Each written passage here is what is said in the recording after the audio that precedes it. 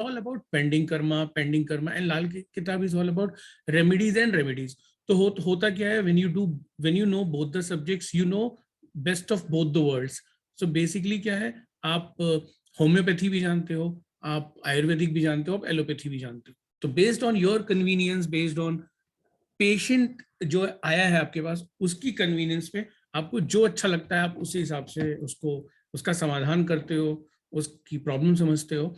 तो जब भी आपसे कोई सवाल पूछे कि आप ये दोनों कोर्सेज क्यों कर रहे हैं, या आप ये दोनों चीजें कैसे जानते हो, क्या दोनों में आपको डिफरेंस लगता है, तो आप बता सकते हैं कि टाइमिंग ऑफ इवेंट की जब बात करते हैं, तो टाइमिंग ऑफ इवेंट वो प्रिडिक्टिव एस्ट्रोलॉजी का पार्ट है. वो बेसिकली पराशर वैदिक ज्योतिष में आता है, जेमिनी ज्योतिष में आता है.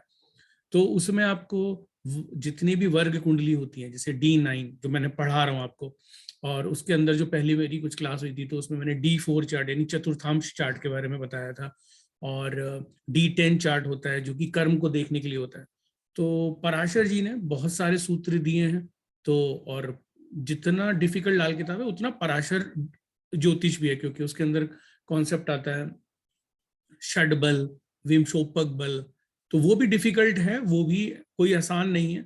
बट ये डिपेंड करता है कि जब हम किसी की कुंडली देख रहे हैं, तो हमें क्या देखना है और कैसे समाधान करना है. जैसे कि मेरे पास कोई कुंडली आई, तो मैंने क्या किया कि पहले मैंने देखा कि क्लाइंट की प्रॉब्लम क्या है. तो क्लाइंट ने बोला कि भाई मुझे बताइए मेरी जॉब कब लगेगी. तो मैं I would rather use first predictive astrology, यानी पराशर को यूज करूंगा और जेमिनी ज्योतिष को यूज करूंगा, और मैं देखूंगा कि कब मुझे जॉब के चांसेस लग रहे हैं.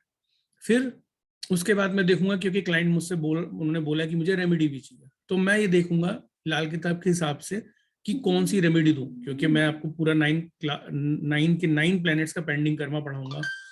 मैं ये भी बताऊंगा कौन सा प्लैनेट कब खराब हो रहा है, हमें कैसे पता चले किस प्लैनेट की खराब होने की वजह से ये प्रॉब्लम है, तो हम उसका इलाज, उसकी समस्या का निदान भी कर सकें, हम उसको वो रेमेडी भी दे सकें. तो basically when I know both the subjects, थोड़ा कमांड अच्छा रहता है, एक कॉन्फिडेंस रहता है, आपको टाइमिंग कर पा रहे हो, और टाइमिंग के बाद समस्या है तो उसका समाधान लाल किताब से कर पा रहे हो.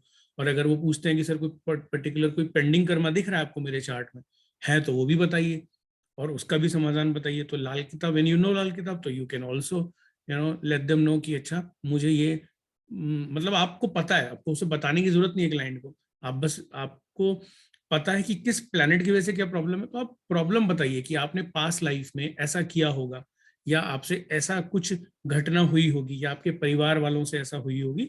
तो ये मुझे ऐसा लगता है और ये इसका समाधान है, तो ये आप उसको रेमेडी देंगे. तो दोनों में डिफरेंस ये है, नवमांश कुंडली सिर्फ और सिर्फ जितनी भी वर्ग कुंडली होती हैं वो पराशर वैदिक ज्योतिष में यूज होती हैं, कभी भी लाल किताब में नहीं होती. लाल किताब already is a very very vast and difficult subject. तो शुक्र है कि इसमें नवमांश नहीं है, वरना ये बहुत डिफिकल्ट हो जाता. तो एनीवेज, लगता है कि कोई अब ज्वाइन नहीं करेगा, तो हम शुरू कर लेते हैं. और एक सेकंड, मैं लास्ट टाइम और देख लेता हूँ व्हाट्सएप पे कोई किसी ने पूछा क्या.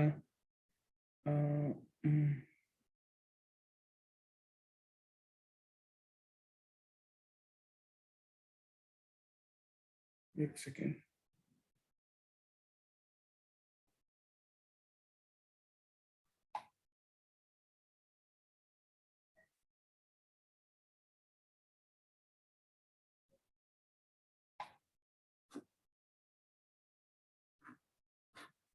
ओके, एनीवेज, तो ये जो मैं स्क्रीन दिखा रहा हूँ, ये तो very when we had a very first class, तो उसमें मैंने घरों के उच्च घर बताए थे. तो ये तो वो स्लाइड है, तो मैंने अभी इस पीपीटी में भी लगाया हुआ है मैंने. तो एक बार आप देख लीजिए कहाँ पे कौन सा घर उच्च का होता है, ठीक है. और ये आप ये घरों के मतलब जो प्लैनेट्स हैं, ग्रह हैं, उनके कौन से पक्के घर हैं. तो एक बार इसको देख लीजिए कि सूर्य का पक्का घर पहला होता है, दूसरा पक्का घर जुपिटर का, फिर मंगल का, चंद्रमा का, फिर बृहस्पति का, फिर केतु, फिर बुध और वीनस, फिर मंगल, फिर बृहस्पति, फिर शनि, फिर जुपिटर एंड राहु. मैंने मैं आपको बताता हूँ कि अगर आपको ये चीज याद नहीं रहेगी ना, उच्च घर, पक्का घर, ओन राशि, नीच घर, जैसे नीच कौन से प्लेनेट का कौन सा नीच वाला घर होता है, जैसे मंगल के लिए डेबिलेटेड पहला घर है, ठीक है, सॉरी ये मतलब ओन है, ये ओन हाउसेज है, मंगल की खुद की जमीन है, शुक्र जो है दूसरे जो घर है उसकी खुद की जमीन है, फिर तीसरा बुध, चौथा मून चंद्रमा, फिर सूर्य, फिर बुध, फिर शुक्र, फिर मंगल, फिर बृहस्पति। अब है डेबिलेटेड, तो पहले पहले घर में शनि जो होते हैं वो नीच के होते हैं, दूसरे घर में कोई नहीं होता नीच का, फिर तीसरे घर में केतु होते हैं, चौथे घर में मंगल, ऐसे ये चल रहा है। तो अगर आपको ये याद रहेगा तब आपको फायदा होगा आगे के व्याकरण को समझने में, ठीक है। और ये केंद्र के घर बंद मुट्ठी के ग्रह हैं, आज आएगा एक सब्जेक्ट में, जब मैं आज जो पढ़ा रहा हूँ उसमें ये वाला आ जाएगा, ठीक है। तो और ये पूरा तब भी आएगा जब मैं आपको किस्मत का ग्रह निकालने बताऊंगा ना, तो तब भी ये पूरा कॉन्सेप्ट आएगा कि बंद मुट्ठी के ग्रह कैसे होते हैं, मगर आज भी एक सब्जेक्ट में आएगा ये वाला। और इसका पेंडिंग कर्मा से रिलेशनशिप होता है बेसिकली। तो ये एग्जॉल्टेड प्लैनेट है, मतलब कौन सा प्लैनेट बंद मुट्ठी के घरों से बाहर होता है, यानी 1 4 7 के 10 के घर से बाहर होता है, ठीक है। ये रूट्स हैं, ये आपको हमेशा याद रखनी है, कौन से घर की रूट्स कौन सी हैं। बेसिकली ये राशि है कि जुपिटर की खुद की राशि सैजिटेरियस और पाइसिस है, यानी 9वां और 12वां घर, सूर्य की लियो, चंद्रमा की कर्क राशि यानी चौथा घर, मंगल का मेष और स्कॉर्पियन यानी पहला और 8वां घर, ऐसे है, ठीक है। तो बेसिकली हमारा आज का टॉपिक है बलि के बकरे। ये इसको ऐसे बोलते हैं, कुर्बानी के बकरे भी बोलते हैं। तो ये क्या मतलब है इसका, और इसकी जरूरत क्यों पड़ी रूपचंद जी को, रूपचंद जोशी जी को लिखने की। तो अगर हम, मैं आपको पहले इसकी डेफिनेशन समझाता हूं बेसिकली कि बलि के बकरे और कुर्बानी के बकरे का क्या मतलब है। तो इसके अंदर एक तो ये कि अगर किसी ग्रह पर, प्लैनेट पर कोई मुसीबत आती है तो वो अपनी मुसीबत किसी और के सर पे डाल देता है, यानी कि वो अब प्लैनेट खराब नहीं होगा, वो अपनी मुसीबत दूसरे पे डाल देगा, तो दूसरे प्लैनेट के कारकत्व खराब हो जाएंगे। तो इसमें जो कंडीशन होंगी कि किस कंडीशन में प्लैनेट अपनी प्रॉब्लम दूसरे को दे देता है, एक तो हम वो सीखेंगे। कौन से ऐसे रूल्स हैं जो हमको चेक करने, जिससे हमें पता चले कि ये प्लैनेट पर एक मुसीबत आ रही है या समस्या आ रही है या किसी तरीके की प्रॉब्लम आ रही है। तो वो रूल हम सारे सीखेंगे कि वो क्या, कौन से रूल्स हैं जिससे हमें पता लगे कि प्लैनेट जो है अब वो स्केप गोट बना हुआ है। स्केप गोट का मतलब होता है, scapegoat is a English word, इसका इसका मतलब है बलि का कौन बकरा बना हुआ है। तो बेसिकली वो अपनी मुसीबत किसी दूसरे ग्रह पर डाल देता है। तो वो जो हम रूल्स आज सीखेंगे, उन रूल्स को अप्लाई कैसे करना है वो हम सीखेंगे। और इसमें एक एडवांस टॉपिक है कि बलि के बकरे वर्सेस मसनूई प्लैनेट। आपने फर्स्ट क्लास से ही सुना होगा मुझसे, मैं बार बार हमने जिक्र किया मसनूई प्लैनेट, मसनूई planet which is a very advance topic, हम बार बार ये बोल रहे हैं। और हम इसको, मैंने ये भी कहा कि हम इसको पूरा फुल ब्लोन आगे एक पूरी फुल सेशन इस पे रखेंगे। तो यानी कि आपको ये याद रखना है कि जब मैं मसनूई प्लैनेट पढ़ाऊंगा, और तो इसका कनेक्शन क्या है बलि के बकरे से, है भी या नहीं भी है। मैंने लिखा है बलि के बकरे वर्सेस मसनूई प्लैनेट। अगर इन दोनों को समझ लेंगे तो क्या कुंडली अच्छे से हम संशोधित कर पाएंगे, क्या कुंडली को अच्छे से हम दुरुस्त कर पाएंगे, कुंडली मतलब टेवा, तो टेवे को हम अच्छे से समझ पाएंगे क्या। तो बेसिकली यस, अगर हमको दोनों कॉन्सेप्ट अच्छे से पता है और दोनों लगाने आते हैं, ये एक एडवांस टॉपिक है, किसी भी लाल किताब में इन दोनों का कंपैरिजन नहीं है, अलग अलग तरीके से समझाया हुआ है। तो अगर आप एक एज अ कोहिसिव सब्जेक्ट दोनों को आप कंपैरिजन करके समझेंगे तो और अच्छा आएगा। यानी मसनूई प्लैनेट आपका भी समझना बाकी है। तो जब मसनूई समझ लेंगे, और बलि के बकरे वाला टॉपिक आज हम कर ही रहे हैं, तो आपको दोनों समझने के बाद अच्छे से समझ में आ जाएगा कि इसका मतलब क्या निकल के आ रहा है। अब आपने वैदिक ज्योतिष में एक चीज सुनी होगी कि प्लैनेट जो है ना अफ्लिक्शन में है, हम बोलते हैं प्लैनेट पीड़ित हो रहा है, प्लैनेट पीड़ित हो रहा है। तो यहां पर भी वही चीज है कि अगर प्लैनेट पीड़ित हो रहा है तो लाल किताब ये कहती है कि एक प्लैनेट अगर पीड़ित हो रहा है तो वो अपने समस्या को दूसरे के ऊपर डाल देता है। मगर वैदिक ज्योतिष में ऐसा नहीं है। वैदिक ज्योतिष में कहीं ऐसा लिखा भी नहीं है। वहां पे कोई प्लैनेट पीड़ित हो रहा है तो मतलब उसके कारकत्व में कमी आ रही है। जैसे एक एग्जाम्पल मान लीजिए, शुक्र अगर कुंडली में पीड़ित हो रहा है तो शुक्र पीड़ित होगा तो शुक्र जनित जो भी समस्याएं होती हैं उस इंसान को मिल सकती हैं। तो शुक्र क्या रिप्रेजेंट करता है? स्पाउस। ठीक है, स्पाउस रिलेटेड समस्या हो सकती है, चाहे शादी से पहले या शादी के बाद। शादी से पहले मतलब शादी होने में प्रॉब्लम, शादी के बाद मतलब शादी के सर्वाइवल में या आपस में झगड़े की बात करें हस्बैंड वाइफ की, तो एक दूसरे के लिए वो स्पाउस हैं तो शुक्र हैं दोनों एक दूसरे के लिए वो। या शुक्र जनित कोई और समस्या हो जाए शरीर में, मेल फीमेल जो भी है। अब मेल है तो स्पर्म रिलेटेड, और अगर फीमेल है तो रिप्रोडक्टिव सिस्टम रिलेटेड। तो अगर वैदिक ज्योतिष में भी देखें तो कहते हैं ना कि अगर मंगल खराब हो रहा है तो मंगल रिप्रेजेंट ब्रदर और मंगल रिप्रेजेंट लैंड, भूमि। तो यानी कि अगर किसी की कुंडली में मंगल पीड़ित होगा तो उसके भाई से या तो बनती नहीं होगी, और अगर भाई होंगे तो हो सकता है उनके बीच में प्रॉपर्टी को लेके या लैंड को लेके कोई विवाद हो। तो जब हम पीड़ित की बात करते हैं यानी कि उस चीज की जीवन में कमी होगी उस जातक के, वो जो चीज है गवर्निंग, वो चीज उस जातक के जीवन में नहीं होगी या उसको प्राप्त करने में उसे बहुत दिक्कत आएगी। वो कुछ भी हो सकती है। अब जैसे किसी का सूर्य खराब है तो सूर्य खराब होगी तो उसे मान सम्मान में दिक्कत आ सकती है। यानी कि हो सकता है कि उसको जो मान सम्मान चाहिए समाज में वो उसे ना मिले। हो सकता है उसके बॉसेस से उसकी ना बने। ठीक है, हो सकता है उसे कोई भी गवर्नमेंट कॉन्ट्रैक्ट लेने में, टेंडर लेने में, गवर्नमेंट जॉब लेने में दिक्कत आए। तो हम जब देखते हैं किसी की आईएएस आईपीएस या कोई भी क्लैरिकल बैंक पीओ वाली जो जॉब निकलती हैं तो क्लाइंट पूछता है कि मेरी जॉब लगेगी नहीं, तो हम सबसे पहले सूर्य को ही देखते हैं, बिकॉज सूर्य रिप्रेजेंट गवर्नमेंट, कोई भी अथॉरिटी। तो हम क्यों देख रहे हैं? क्योंकि हमको पता है कि इसके कारकत्व सूर्य के पास है। तो हर प्लैनेट के अपने कारकत्व होते हैं, जितने हमारे कारकत्व अच्छे होंगे उतनी हमको कुंडली असेस करने में आसानी होगी और उतना अच्छे से हम कर पाएंगे। डिफरेंस यही है कि लाल किताब में वो ये कहते हैं कि आप एक प्लैनेट अपनी मुसीबत को किसी दूसरे के सर पे डाल देता है, जबकि वैदिक ज्योतिष में नहीं है। मगर समझाने का तात्पर्य है कि दोनों का आपको समझ में आए कि हाँ दोनों ही जगह सब्जेक्ट है, बट अलग अलग नामों से हैं। यहाँ थोड़ा सा डिफरेंट नाम है। यहाँ बोला है कुर्बानी के बकरे, यानी कि one planet is becoming a scapegoat और वो अपनी समस्या किसी दूसरे के सर पे डाल देता है। तो इसकी कंडीशंस क्या क्या है? वो कौन सी कंडीशन है जिस जब हम कह सकें कि ये प्लैनेट खराब हो रहा है? ठीक है, तो वो हम रूल्स देखेंगे।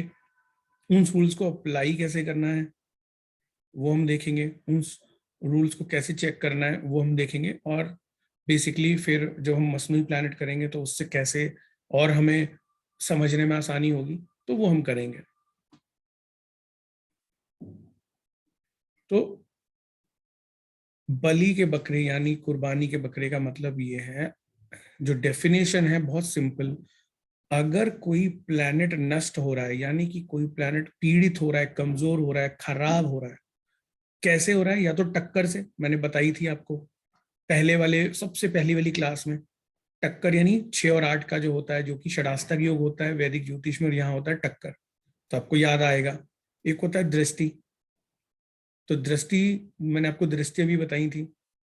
50%, 100%, 25% दृष्टि। वक्र दृष्टि बताई थी, शनि और बुध की बताई थी। कौन से प्लैनेट का घर कहाँ पे देखता है वो बताई थी। तो अगर दृष्टि से कोई दो प्लैनेट आपस में मित्र नहीं है और एक दूसरे को देख रहे हैं तो वो खराब करेंगे। यानी एक प्लैनेट दूसरे प्लैनेट के कारकत्व को खराब करेगा। तो कहने का मतलब ये कि जब मैं टक्कर की बात कर रहा हूं, जब मैं दृष्टि की बात कर रहा हूं, और अभी जब हम रूट और जड़ की बात करें, जो भी एक टेबल आई हुई थी जब मैं बता रहा था कि बृहस्पति की राशि 2 है, चंद्रमा और सूर्य की 1-1 है, तो वो जड़ राशि होती है, यानी वो उनके घर होते हैं। उनके घरों में अगर कोई प्लैनेट शत्रु बैठेगा तो बेसिकली खुद जो इसका घर है, यानी सूर्य के घर में अगर राहु बैठेगा तो सूर्य पीड़ित फील करेगा अपने आप को, सूर्य खराब हो जाएगा। ऐसे ही कंजंक्शन, अगर सूर्य और राहु का कंजंक्शन होगा तो अगेन सूर्य जो है पीड़ित फील करेगा अपने आप को, और बेसिकली सूर्य खराब होगा। तो कहने का मतलब ये कि हमको क्या देखना है, हमको ये देखना है कोई प्लैनेट नष्ट हो रहा है, खराब हो रहा है, या तो टक्कर से या दृष्टि से या रूट रूट में जाने से या कंजंक्शन से, तो वो अपनी प्रॉब्लम दूसरे को दे देता है। तो मैं रिपीट करता हूँ क्योंकि अभी सनी जी ने ज्वाइन किया है। तो सनी जी, हम जो डिस्कस आज हमारा टॉपिक है उसमें कुछ 4-5 टॉपिक हैं, देखते हैं कितना हम कवर कर पाएंगे। तो पहला जो है उसके अंदर ये है बलि के बकरे, यानी कुर्बानी के बकरे। तो इसका मतलब ये होता है अगर कोई प्लैनेट नष्ट हो रहा है तो वो अपनी समस्या दूसरे के ऊपर डाल देता है। और स्पेशली वो जो रूल्स हैं मैं आपको सिखाऊंगा, अभी बताऊंगा, और कैसे उसको देखते हैं वो बताऊंगा, अप्लाई करना है वो बताऊंगा मैं। और फिर एक एडवांस टॉपिक भी है, तो वो शायद हम नेक्स्ट क्लास में लूंगा। क्योंकि अगर आपको ये बलि के बकरे वाला समझ में आ गया तो फिर जो उसका कंपैरिजन हम मसनूई प्लैनेट से करेंगे तो आपको और अच्छे से समझ में आएगा। तो मसनूई प्लैनेट एक बार बता देता हूँ ओके, कि sorry to interrupt you sir. ये अगर डिग्री कितनी दिखेंगे उसमें, कि 10 डिग्री 15 डिग्री नहीं नहीं नहीं, ऐसे? नहीं, इसमें डिग्री नहीं होती। लाल किताब में डिग्री का कॉन्सेप्ट नहीं होता है, वो वैदिक ज्योतिष में होता है। But it's a good question, अगर कोई डाउट है तो आपने पूछा है, तो इसका ऐसा कोई भी इसके अंदर रूल नहीं तो होता। सर मतलब जैसे अगर एक ही घर में 25 से 28 डिग्री दूर भी हैं तब भी वो इफेक्ट देगा? हाँ, करेक्ट करेक्ट। तो इसके अंदर डिग्री का कॉन्सेप्ट होता नहीं है, क्योंकि आप कैसे पता लगाते हो कोई प्लेनेट खराब हो रहा है? आप जब आपको क्लाइंट खुद बताता है, बोलता है कि भाई मेरे पुत्र संतान नहीं है, तो आपको पता है कि जातक के केतु, यानी केतु की समस्या है, तो आप देखोगे कि केतु के साथ कौन सा प्लेनेट बैठा है। केतु का शत्रु तो नहीं बैठा, यानी मंगल या बुध। तो आपको पता चल रहा है कि केतु नष्ट हो रहा है, केतु खराब हो रहा है। केतु क्या होता है, मैंने लास्ट क्लास में बताया था, केतु होता है आपका ब्रांड की वैल्यू, आपके नेम एंड फेम, मतलब आपका जो, हम्म। क्योंकि केतु रिप्रेजेंट फ्लैग, यानी कि आप are you the flag bearer, मतलब आप are you the basically the torch barrier, ठीक है ना? यानी कि आप अपनी फैमिली लीनेज में अपने उस फ्लैग को कैरी फॉरवर्ड करने वाले एक इंसान है या नहीं है। तो बेसिकली केतु वो दिखाता है। तो अगर केतु किसी का खराब होगा तो उसको यश कीर्ति लेने में दिक्कत, पुत्र संतान में दिक्कत, उसके नेल्स खराब हो सकते हैं, उसको यूरिनरी प्रॉब्लम हो सकती है, उसको पाइल्स की प्रॉब्लम हो सकती है, उसको बैकबोन की प्रॉब्लम हो सकती है केतु से संबंधित। तो आपको ये क्यों सिम्टम्स दिए गए हैं, ताकि आपको पता चले कि जब क्लाइंट बताएगा हमको, या हम खुद पूछेंगे, या तो वो नहीं बताए तो हम खुद पूछें कि अच्छा अच्छा आपको ये समस्या है, ये है, ऐसा समस्या है कुछ। तो आप जब वो आपको बताएंगे हाँ ये समस्या है, तो आपको पता लगेगा ये प्लेनेट नष्ट हो रहा है। तो आपको खुद ही पता लग जाएगा कि अच्छा डिग्री की कोई जरूरत नहीं है, मुझे खुद पता चल हम्म। रहा है कि ऐसा क्यों है, क्योंकि वो पूरे कोर्स में मैं आपको सिखाऊंगा। अभी तो तो बहुत, हम अभी तो थोड़ा लेकिन वैदिक और लाल किताब मिक्स कर सकते हैं ऐसे? कर सकते हैं, बिल्कुल कर सकते हैं, इसमें कोई शक नहीं है कि। सर लेकिन जुपिटर नहीं हो सकता? फिफ्थ हाउस का कारक तो वो भी बनता है अगर संतान में दिक्कत हो तो। अच्छा, अगर देखो, जैसे कि अगर हम पता है कि हमें केतु पुत्र का कारक है लाल किताब में, मगर जनरली क्या होता है कि क्योंकि केतु क्या है, चेला है बृहस्पति जी का, ठीक है ना, गुरु का। हम्म। तो हम उसको हाँ। कुछ ऐसी रेमेडी देंगे ही देंगे जहां पे हमें बृहस्पति की मदद चाहिए ही चाहिए होगी। हम उसको बोलेंगे कि आप 43 दिन 3 केले मंदिर में दें, तब भी हमने बृहस्पति की मदद ली वहां पे, तो बृहस्पति की मदद लेंगे, ऐसी बात नहीं है। हम्म। तो अगर अच्छा। एक प्लेनेट खराब हो रहा है तो बेसिकली होता क्या है, दूसरे प्लेनेट की मदद से उसको ठीक करते हैं। यही लाल किताब का मतलब सार है। अगर खराब हो रहा है तो आपको दूसरे प्लेनेट की मदद चाहिए, तभी मित्र ग्रहों की मदद चाहिए। तो केतु की जब प्रॉब्लम समस्या आ रही है तो मैं मंगल क्यों नहीं बोल रहा, मैं बुध क्यों नहीं बोल रहा? क्योंकि ये उसके शत्रु हैं, मित्रों की मदद लेनी। तो केतु के मित्र बृहस्पति हैं, वो उनके गुरु हैं, इसलिए गुरु की मदद ली है। ओके। ठीक है। तो बेसिकली बलि के बकरे में ये है, एक प्लेनेट खराब हो रहा है तो अपनी समस्या वो दूसरे के ऊपर डाल देगा और दूसरा प्लेनेट के कारकत्व खराब हो जाएंगे, ठीक है। तो अब वो खराब कैसे होगा, रिपीट कर रहा हूं, या तो टक्कर से होगा, यानी 6 और 8 का संबंध बनेगा तब, या कोई ऐसी दृष्टि संबंध बन जाए जो मैंने आपको पिछली क्लासेस में बताई थी कि मैंने बोला उनका प्रिंट आउट ले लेना आप, तो उसमें दृष्टि संबंध से होता है। या जड़ राशि में जाके कोई प्लेनेट बैठ जाए शत्रु, तब खराब होता है। या कंजंक्शन हो जाए एक एक ऐसे प्लेनेट का जिससे उसकी कोई मित्रता नहीं है, जैसे सूर्य और शनि आपस में मिल जाएंगे, तो सूर्य शनि के मिलने से क्या होता है, सूर्य शनि के मिलने से मंगल बद होता है। तो जब मंगल बद टॉपिक आएगा तो मैं आपको वो पूरा पूरा समझाऊंगा, मगर अभी इसलिए बोल रहा हूँ ताकि एक एग्जाम्पल दे सकूं। तो मंगल बद होने से क्या होता है, मंगल जनित जो मंगल बद समस्या देगा वो वो समस्या आएंगी हमें। तो सूर्य शनि से मिलने, सूर्य शनि के आपस में बैठने से एक साथ या एक दूसरे को देखने से क्या हुआ, मंगल बद हुआ। और उस बद होने से क्या हुआ कि जब भी सूर्य शनि को देखेगा तो शनि बेसिकली क्या होता है कि पीड़ित होता है। तो शनि क्या करता है, अपनी अपनी जो समस्या है ना वो शुक्र को दे देता है। वो इसलिए दे देता है शुक्र को क्योंकि शुक्र उसका मित्र है। तो वो सोचता है कि भाई मतलब मेरा मित्र है तो मैं इस पे दे दूंगा तो ये मतलब जो है बुरा नहीं मानेगा। तो बेसिकली माइथोलॉजी में भी एक ऐसी कही जाती है चीज जो हम सबको पता है कि जब एक बार शुक्र जो भगवान थे और मतलब शुक्र गुरु गुरु शुक्राचार्य, और उनकी एक आंख जो है वानर जो जो वामन अवतार था विष्णु जी का, उन्होंने एक आंख उनकी फोड़ दी थी। तो बेसिकली तो कहते हैं यही है, कुछ लोग ऐसे कहते हैं कि मतलब शनिदेव ने उनकी मदद की थी। तो बदला चुकाने के लिए यहाँ पे शुक्रदेव आगे आ जाते हैं। अच्छा ठीक है, तुमने एक बार मेरी मदद की थी तो अब ठीक है, तुम अपनी बला मेरे ऊपर डालोगी भी तो ठीक है, I take it as a positive, in a positive way. तो अब इसका क्या मतलब हुआ, लिटरल लाइफ में क्या मतलब हुआ कि भाई सूर्य शनि मिल गए, एक दूसरे को देख लिया तो मंगल बद बन गया, और उससे शनि ने अपनी प्रॉब्लम शुक्र को दे दी। तो शुक्र मतलब होता है वाइफ या स्पाउस। तो बेसिकली वाइफ को प्रॉब्लम हो सकती है, मेडिकल कोई प्रॉब्लम हो सकती है, या रिलेशनशिप में प्रॉब्लम आ सकती है ऐसे। मगर अभी जब हम आज वो करेंगे, एक और टॉपिक आएगा यही वाला, तो उसके तो उसमें और क्लैरिटी आएगी। उसमें मैंने बिल्कुल प्रेजेंटेशन में क्लियर किया इस चीज को। तो अब जैसे बलि के बकरे में एक पहला एग्जाम्पल जो है, ऐसे मल्टीपल एग्जाम्पल्स आएंगे।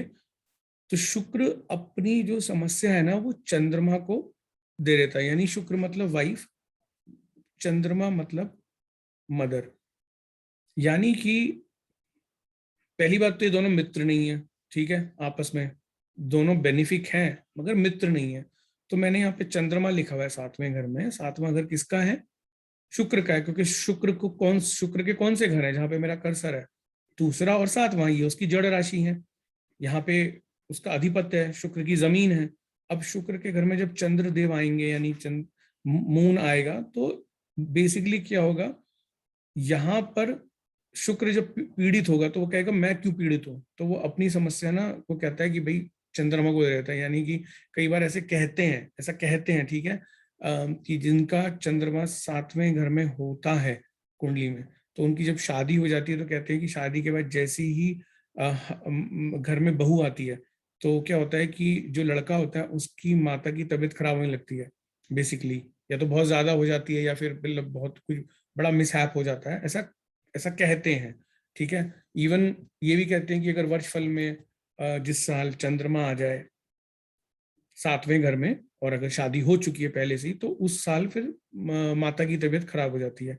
तो बेसिकली एक तरीका बताया है लाल किताब में कि ऐसे चीजों को समझने के अलग अलग तरीके बताए हैं। अब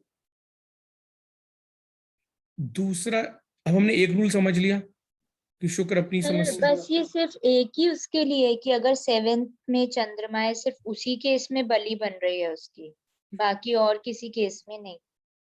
नहीं नहीं, अगर दूसरे घर में आएगा तो भी, ओके ठीक है, दूसरे घर में आएगा तो भी, क्योंकि बेसिकली दूसरे घर में आएगा तो भी अगर मतलब सेकंड घर में चंद्रमा, बट वो तो अच्छा होता है, चंद्रमा का ही घर था ना। बिल्कुल बिल्कुल बिल्कुल, ये चंद्रमा का ही यहाँ पे चंद्रमा उच्च का हो जाता है। मगर अब देखिए, अब यहाँ पे चंद्रमा उच्च का हो जाता है मगर लाल किताब में हर चीज कैसे बताइए, एक तो नेक बताइए और एक बद बताइए, यानी कि Okay. दो रूप होते हैं ना हर चीज के। लाल हाँ, किताब कहती है कि हाँ, नेक एंड बद। आपको पता करना है कि क्लाइंट से कि भाई अच्छा चल रहा है बुरा चल रहा है, क्योंकि हो Correct. सकता है एग्जॉल्टेड प्लैनेट भी उसको जीवन में बहुत दिक्कत दे रहा हो। मान लो किसी का बहुत अच्छा शनि 7वें घर में बैठा है, तो आपने देखा होगा जिनका शनि 7वें घर में होता है कभी कभी उनकी शादी 35-35 साल तक नहीं होती है, मतलब कभी कभी होती ही नहीं है, एग्जॉल्टेड है शनि तब भी नहीं हो रही है। कभी कभी आपने देखा होगा कि शुक्र और बुध 7वें घर में बैठे हैं और वो जमीन शुक्र की है, बुध वहां का कारक है, मगर फिर भी ऐसा जातक ना तो बिजनेस में अच्छा कर पाता है और उसका शादी होती है तो मल्टीपल हो जाती है। तो कहने का इसका कोई मतलब श्योर शॉट नहीं है हर चीज में कि ऐसा ही होगा। अगर अगर सिंपल चीज फिर ऐसी ही होती तो फिर दुनिया में क्या होता, हर एक को पता होता है कि मेरा प्लेनेट यहाँ बैठा है तो मुझे तो उसके यही रिजल्ट मिलेंगे, बट ऐसा नहीं है। क्यों नहीं है? क्योंकि भगवान ने कहा है ना कि भाई देखो कुछ चीज तो मैं तुमको ऐसे भाग्य के रूप में, प्रारब्ध के रूप में दे रहा हूँ, ठीक है, कुछ चीज मैं तुमको ऐसे कर्म के रूप में दे रहा हूँ, तो तुम अपना कर्म भी करना है। तो जब आदमी अपना कर्म करता है तो कर्म करने से क्या होता है कि वो अपने रिजल्ट को थोड़ा बहुत मोल्ड कर सकता है। अब जैसे मान लीजिए दूसरे घर में एग्जाम्पल लेते हैं, दूसरा घर कुटुंब का है, अब दूसरे घर में कुटुंब का है, शुक्र की वो राशि है, चंद्रमा वहां उच्च का होता है, अब वहां चंद्रमा है मान लो, तो हो सकता है ऐसे घर में जब शादी आए तो लड़का खुद अपनी मदर को इग्नोर कर दे।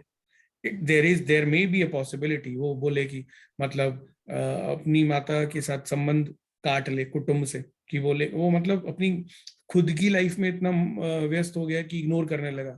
तो देन ऑब्वियसली माँ को तो अच्छा नहीं लगेगा ना, वो बोलेंगे कि देखो लड़की आई और आते ही मेरे लड़के को जो है अपने कंट्रोल में कर लिया। तो बेसिकली क्या होता है कि you have to make a balance.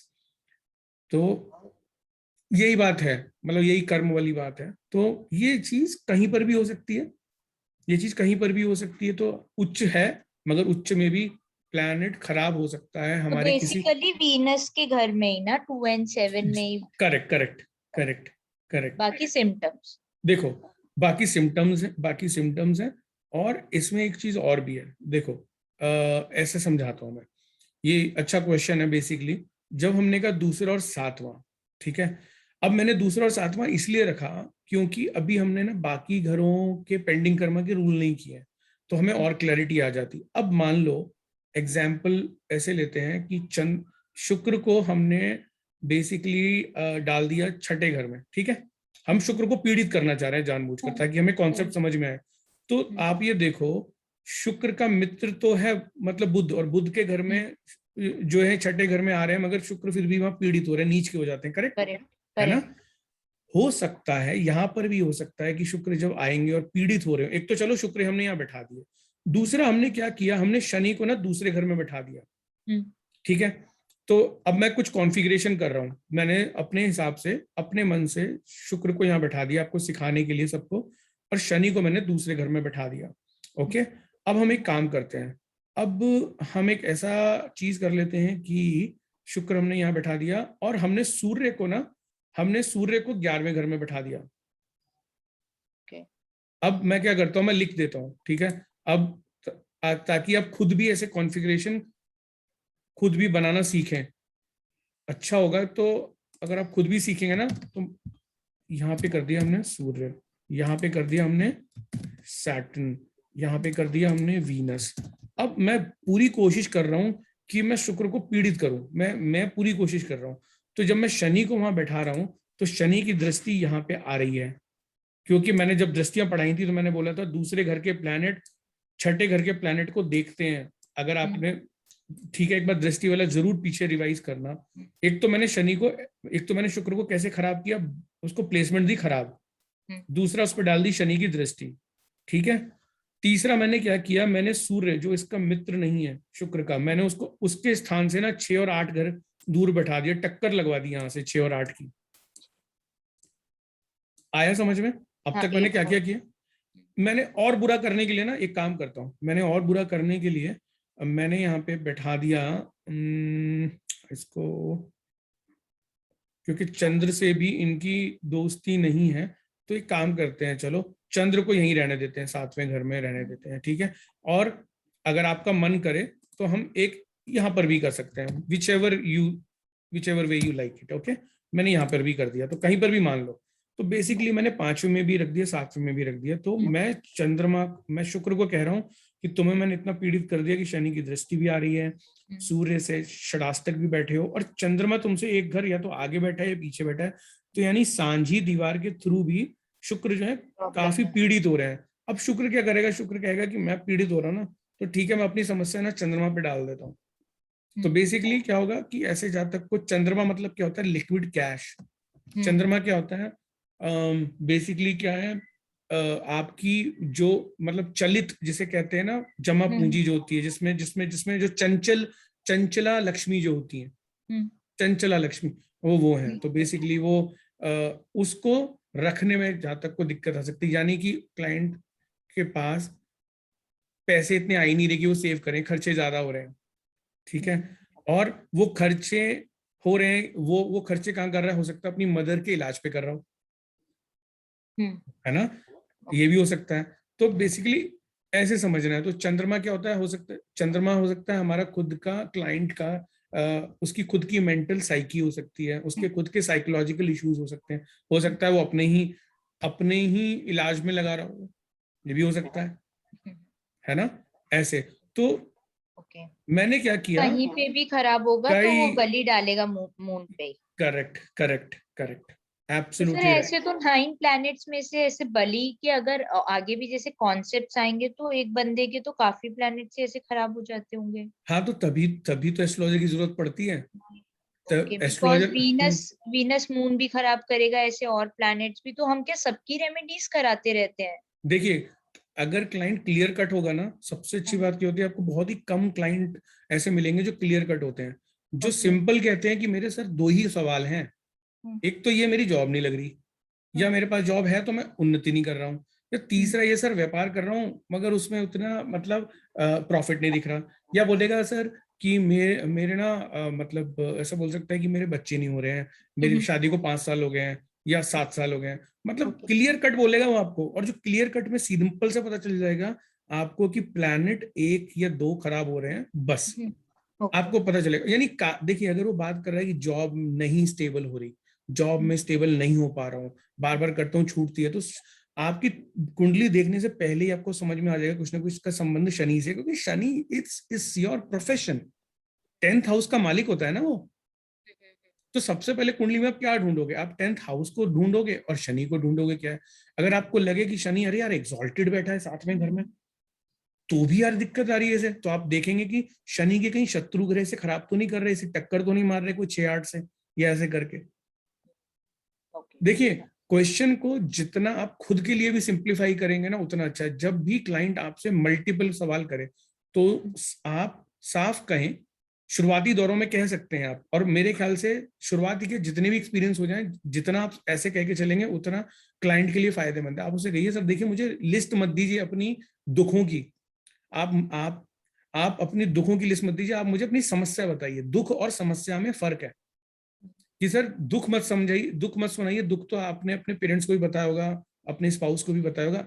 Just let me know clear cut what is your problem one. और हो सके तो बोलिए sir give me the clear cut, मुझे क्लियरली बताइए, मुझे घुमा फिरा के मत बताइएगा, मुझे क्लियर कट बताइए प्रॉब्लम क्या है, बस।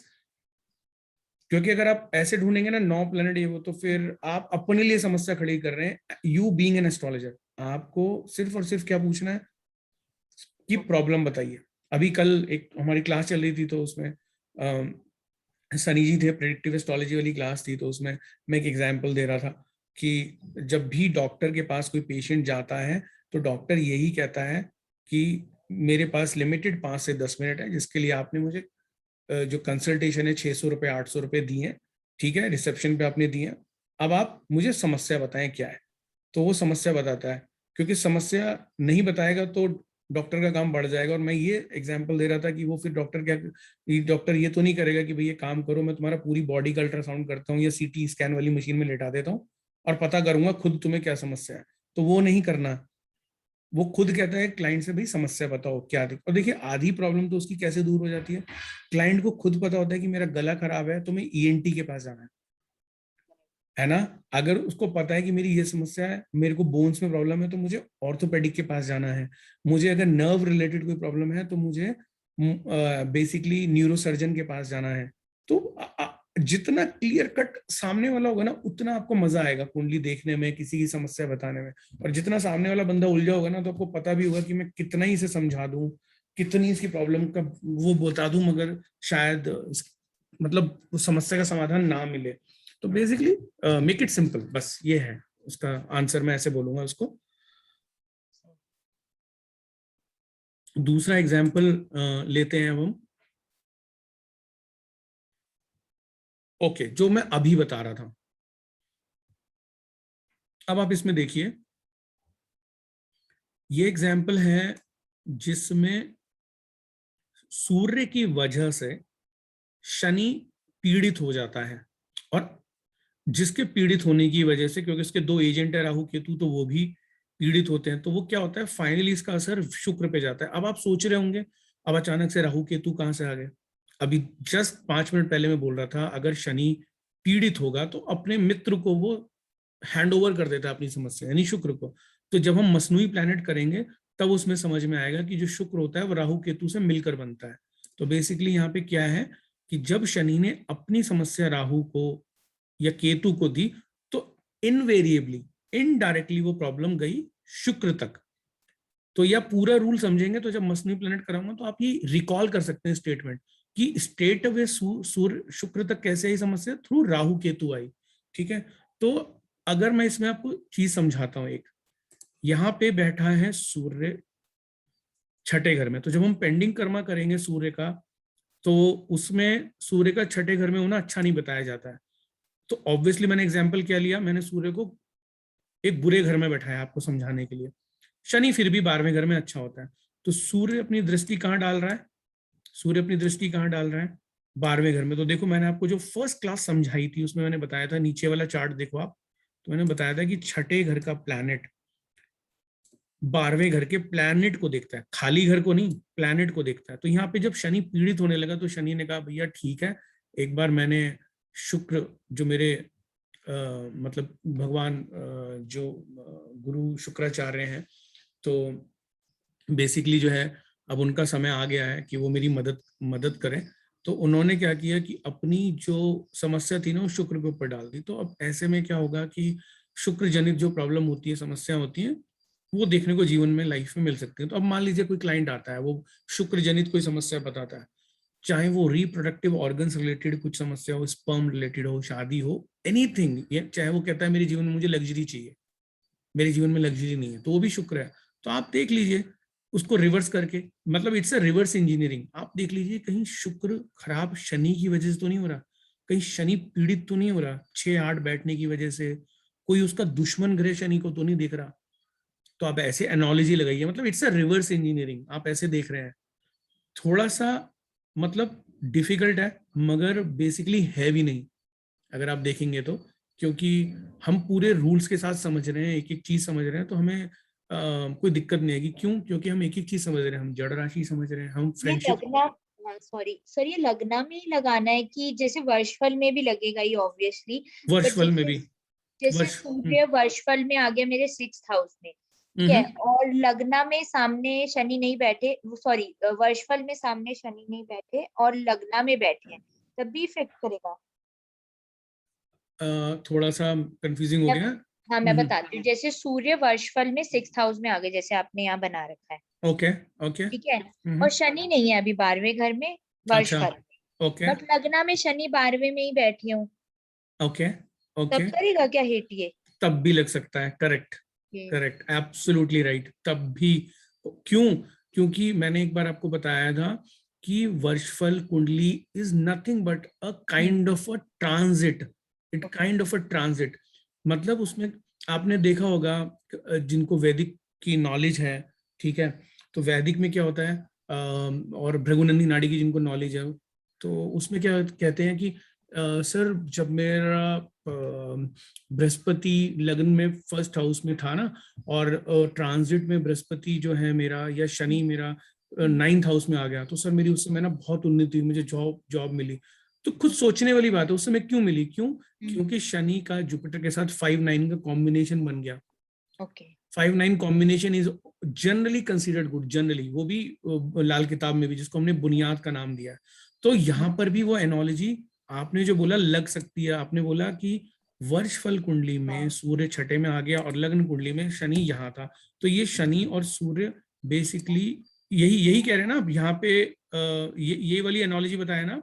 नहीं सर, मैं कह रही हूँ कि वर्षफल में सूर्य तो 6th में ही है बट 12th खाली है, जैसे एग्जाम्पल। ओके, बट लग्ना में शनि बैठे हैं 12वें में और वर्ष हाँ में ठीक है, ठीक आए हुए है, हैं सूर्य। Okay, I got the point. Okay, तो शनि यहाँ पहले से ही थे, ठीक है, हाँ और यहाँ पे सूर्य आ गए, तो करेक्ट, ये लगेगी, ये रूल लगेगा, लगेगी। ये रूल लगेगा, बिल्कुल तभी लगेगा, भी वो कर सकते हैं, वीनस को खराब करेंगे वो। बिल्कुल बिल्कुल, एब्सोल्युटली राइट, और बाय बिल्कुल। चांस वीनस भी खराब है तो पक्का उस साल में वीनस का है। ओके, ये बात इतनी अच्छी बोली आपने। इस टॉपिक को समझाने का रीजन यही था कि कोई इस लाइन को पकड़े, क्योंकि मुझे लग रहा था कि कोई पकड़ नहीं पाएगा, तो मुझे ही समझाना पड़ेगा। क्योंकि देखो, इससे पहले वाली स्लाइड से पहले मैंने एक लाइन लिखी थी ना, एडवांस टॉपिक फॉर मसनूई, वो इससे ही मिलता जुलता है। आपने जो वर्डिंग अभी जो बोली कि अगर पहले से ही शुक्र पीड़ित है कुंडली में, यानी थ्रू मसनूई का मतलब होता है आर्टिफिशियल प्लैनेट कोई बन जाना, तो अगर पहले से ही आर्टिफिशियल 2 प्लैनेट ऐसे बैठे हैं जिससे एक मसनूई शुक्र बन रहा है और वो पीड़ित है, और एक शुक्र पहले से कुंडली में वो भी खराब बैठा है, और थर्ड यहाँ पे ये वाला बन गया, तो ये बात श्योर शॉर्ट है कि फिर शुक्र खराब हो ही जाएगा, फिर वो डेफिनेटली फिर वो खराब होगा ही, ठीक है। और ये सब बैठता था, हम्म, मैंने देखा था और शुक्र भी खराब बैठे और ऐसे ही करेक्ट करेक्ट, आपकी आवाज थोड़ी अचानक से फीबल हो गई, गॉट हाँ वीकर। सर, मैं ये कह रही थी कि मैंने एक तो मतलब मैं देख रही थी ना, तो उसमें मैंने देखा था कि ऐसे ही कुछ बैठा था। वीनस तो खराब हो ही रहा था हम्म, और ये सब भी बैठ रहा था, बट वो लग्ना और वर्षफल में अलग अलग बैठ रहा था। और सर ये अच्छा, इतना इतना है ना, मतलब मैंने लाल किताब नहीं पढ़ी बट मैंने जो यूट्यूब से सीखा, जैसे हम्म राहु जब आता है 2nd हाउस में तो वो खराब करता है जुपिटर के रिजल्ट्स, राइट? करेक्ट करेक्ट तो उसमें ये हो सकता है कि आपका कुछ गोल्ड का चोरी वोरी हो सकता है, ऐसे लाल किताब का कुछ मैंने करेक्ट कहीं वीडियो में समझा था। तो करेक्ट, मेरे हस्बैंड के आया हुआ था, मैंने उनको कहा कि अपना गोल्ड का सामान ना तुम ध्यान से रखना, because he is wearing one ring. तो अभी ओके, लास्ट वीक ही उनकी वो रिंग कहीं गिर गई, बट बाय चांस वो मिल मिल गई, गई, क्योंकि मैंने वो यूट्यूब से ही देखा था कि उसका रेमेडी होता है कि you keep that silver ball with you always, कि वहां पे हम्म, मून की सहायता मिले, कुछ ऐसा था शायद। जी जी, सही, बिल्कुल ठीक है, वो बच गए सर, वो उसकी रिंग बिल्कुल गिर चुकी थी एंड वो डस्टबिन में पता नहीं कैसे वापस मिल गई थी, ढूंढने के बाद वो चली ही गई थी and I was like oh my God, ये इतना बैठता है बिल्कुल प्रिसाइज। बिल्कुल। अगर दूसरे घर में बेसिकली अगर बृहस्पति पहले से ही है, क्योंकि वहां के कारक हैं वो, और अगर उस फर्श फल में वहां पे राहु आ जाएंगे, तो जुपिटर जनित कोई भी समझ सकते हैं, जुपिटर गोल्ड को रिप्रेजेंट करता है, तो करेक्ट। गोल्ड की कोई चीज खो सकती है, तो गोल्ड की कोई चीज अगर खो गई है, तो उसको पाने के लिए भी उन्होंने लाल किताब में चंद्रमा का उपाय बताया, क्योंकि चंद्रमा दूसरे घर में एग्जॉल्टेड होता है, तो कोई भी चांदी की चीज को घर में रखना या अपने पास रखना, तो मतलब बेसिकली ये उपाय बताया गया है। और वो बच गया, पता है वो मिलने का ही नहीं था, ऑफिस के भी डस्टबिन में पता नहीं वो कैसे वापस मिल गई उनको। वेरी गुड, तो मतलब जो इतना प्रिसाइज बैठ गया वो, मैंने यूट्यूब की वीडियो से देखा था क्योंकि मुझे लग रहा था ये राहु कुछ खराबी करेगा शायद 2nd हाउस में। नहीं नहीं, वेरी गुड वेरी गुड, तो अगर इस तरीके से आप कॉम्बिनेशन लगा पाएंगे, तो मतलब फिर Lal Kitab is no more difficult, it's yes, it's very very easy. Precise, हाँ, वेरी प्रिसाइज, बिकॉज वैदिक में तो थोड़ा सा मेरे को लगता है इधर उधर हो जाता है, बट इसमें तो सीधा सीधा लगता है अगर थोड़े रूल समझ लो तो। करेक्ट करेक्ट, तो दूसरा, इस रूल की इतनी कोई ऐसी इंपॉर्टेंस नहीं जो मैंने लिख रखा है यहाँ पे, कि मतलब बेसिकली जानने के लिए जरूरी है कि अगर राहु केतु पे कोई प्रॉब्लम खुद पे आती है, तो वो बेसिकली अपनी किसी प्रॉब्लम को हैंड ओवर नहीं करते, वो अपने पास ही रखते हैं। तो राहु केतु को हम कैसे समझे? राहु मतलब जीवन में कोई भी चीज अचानक घटित होना, वो राहु है। और केतु जनित जो समस्या मैंने आपको बताई थी, जैसे यानी ननिहाल साइड कोई प्रॉब्लम आ जाए, आपके फैमिली में ननिहाल साइड जो होता है, या जो बताया था मैंने, कोई यूरिनरी प्रॉब्लम आना, ठीक है, या नेल्स टूट जाना, अपने आप से, और नेल्स का कलर जो है पेल पड़ जाना, येलो हो जाना, या बेसिकली बैकबोन रिलेटेड कोई समस्या आना लोअर बैकबोन में, सब केतु के सिम्टम्स हैं। और जीवन में ना आए दिन ये किसी ने, अब अगर अपनी फैमिली के यहाँ भी में नोटिस करोगे तो ये कुछ ना कुछ समस्याएं होंगी ना, तो आप सिर्फ समस्या को देखकर सुनकर आप पता लगा सकते हो कि ये प्रॉब्लम है। इवन आपको कुंडली खोलने की जरूरत ही नहीं पड़ेगी, आप बोल दोगे अच्छा ये वाला आप रेमेडी कर लो। आप इवन अगर कोई स्मार्ट बंदा हुआ तो आप कॉल करके पूछ सकते हो कि तुम्हें ये समस्या आ रही है, तो आपका किस घर में बेसिकली जो है केतु बैठा है, तो आप पूछकर वो इतना भी दे दोगे, मतलब जब आपकी कमांड हो जाएगी तो आप रेमेडी भी दे सकते हो कि आप चलो अच्छा ये वाली रेमेडी कर लो, तो आप ऐसे भी कर सकते हो। अब अगर बुध पर कोई समस्या आती है तो वो भी अपनी जो मुसीबत है ना वो अपने फ्रेंड को दे देता है। फ्रेंड कौन है? शुक्र। तो यानी बुध की अगर कोई प्रॉब्लम आ रही है और बुध पीड़ित हो रहा है, बुध कैसे पीड़ित होगा? जो मैंने अभी रूल बताए, या तो टक्कर से, दृष्टि से, कंजंक्शन से, या जड़ राशि में बैठने से। बुध की जड़ राशि जो उनके खुद के घर हैं, बुध के 3 और 6, उसमें कोई शत्रु ग्रह बैठ जाए, यानी मंगल और केतु, तो बुध क्या करेगा? अपनी समस्या को शुक्र पे डाल देगा। तो शुक्र रिलेटेड समस्या वही जो मैंने बताई वो आएंगी। ठीक है। ऐसे ही अगर बेसिकली क्या है कि जब चंद्रमा पे कोई प्रॉब्लम आएगी तो वो अपने मित्रों पे डाल देता। 3 मित्र हैं उसके पास, गुरु, सूर्य और मंगल। तो अगर चंद्रमा पे कोई प्रॉब्लम आएगी तो ये भी अपने तीनों मित्रों पे प्रॉब्लम डाल देता है। तो चंद्रमा यानी आपकी मानसिक, जिसे बोलते हैं ना साइकिक, सोच, मेंटल, इंटेलेक्ट, इस तरीके की जो बात है। तो अगर कोई ऐसी बात आती है तो वो जो होता है ना अपनी समस्या को इनके ऊपर डाल देता है। तो मंगल के ऊपर कैसे डालेगा? मंगल मतलब आपका पराक्रम, तो आपका मन नहीं करेगा कोई काम करने का। ठीक है। यानी कोई भी चीज, जैसे आपको लगना है कि मुझे एक इंटरव्यू के लिए तैयार होना है, मुझे जाना है, तो आपको लगेगा कौन दे, चलो छोड़ो नेक्स्ट इंटरव्यू करेंगे। तो यहाँ ऐसे समझो उसको। सूर्य मतलब आपको लगेगा कि यार कौन करेगा अपने लिए ही काम, मतलब क्योंकि सूर्य क्या मतलब है? खुद की सोल, आत्मा, कि सुबह कौन जल्दी उठे। ठीक है लेट उठ जाएंगे, लेट्स फॉरगेट इट। तो सूर्य क्योंकि क्या है, इट्स योर सोल और इट्स अर्ली राइज टाइम।